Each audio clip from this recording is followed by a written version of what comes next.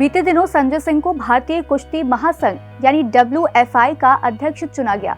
संजय सिंह भाजपा के कैसरगंज सांसद ब्रजभूषण शरण सिंह के करीबी हैं।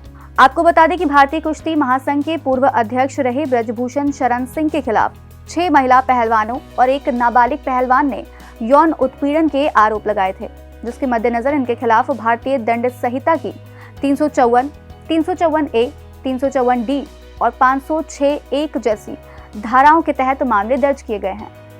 इसके बाद ब्रजभूषण को अध्यक्ष पद छोड़ना पड़ा था, जिसके बाद WFI के अध्यक्ष पद के लिए चुनाव हुए और संजय इसमें विजयी हुए।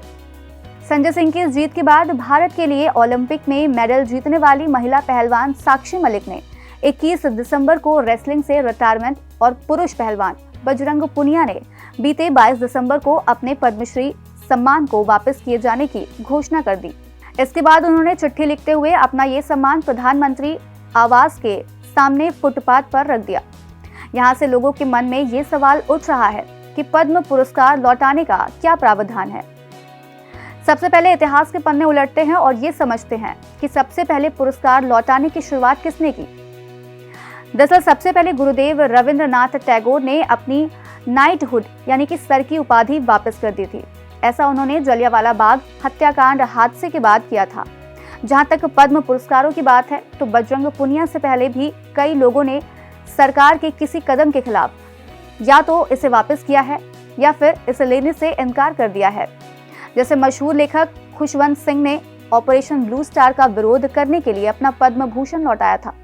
इसके अलावा नाट्य कला के क्षेत्र के रतन थियम ने नगा युद्ध विराम को बढ़ाए जाने के विरोध में 2001 में पद्मश्री सरकार को लौटा दिया था। इससे जुड़े नियमों की बात करें तो पद्म पुरस्कारों से सम्मानित किए जाने की घोषणा से पहले अनौपचारिक तौर पर प्रस्तावित व्यक्ति की इच्छा जानने की कोशिश की जाती है। ये वही स्टेज है जहां लोग इस सम्मान को अस्वीकार कर सकते हैं। इस स्टेज पर इतिहासकार रोमिला थापर, बंगाली थिएटर कार्यकर्ता शिशिर कुमार भादुड़ी, समाजशास्त्री GS घुरे समेत कई लोगों ने अतीत में पद्म सम्मान को अस्वीकार किया है। इसके बाद इन लोगों को सम्मान दिए जाने की घोषणा नहीं की जाती है। वो लोग जो सम्मान को स्वीकार करते हैं उनको पद्म विभूषण, पद्म भूषण या पद्मश्री से अलंकृत किया जाता है। साथ ही उनका नाम भारत के राजपत्र में प्रकाशित किया जाता है और सभी सम्मानित प्राप्तकर्ताओं की लिस्ट एक रजिस्टर में दर्ज की जाती है। अब यहाँ आपको सम्मान लौटाने की प्रक्रिया बताते हैं। दरअसल पद्म पुरस्कार को लौटाने की कोई प्रक्रिया नहीं है।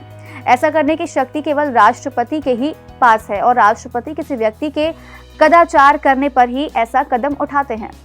हालांकि जब कोई पुरस्कार विजेता बाद में पद्म पुरस्कार वापस करने के लिए स्वेच्छा से आता है या पुरस्कार किसी नदी में बहा देता है तो भी उसका नाम राजपत्र या फिर पुरस्कार विजेताओं के रजिस्टर से नहीं हटाया जाता है।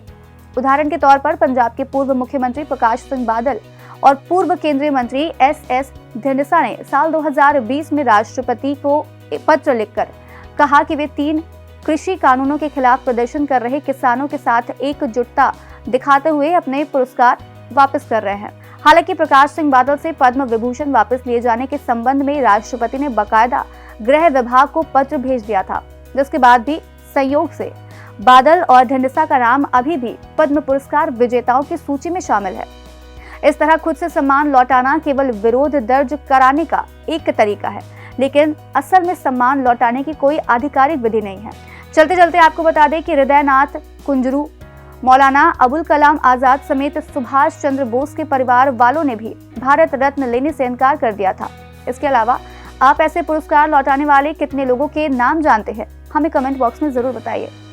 आज कार्यक्रम में इतना ही। हम फिर मिलेंगे कुछ नई जानकारी के साथ। तब तक के लिए मुझे दीजिए इजाजत। नमस्कार।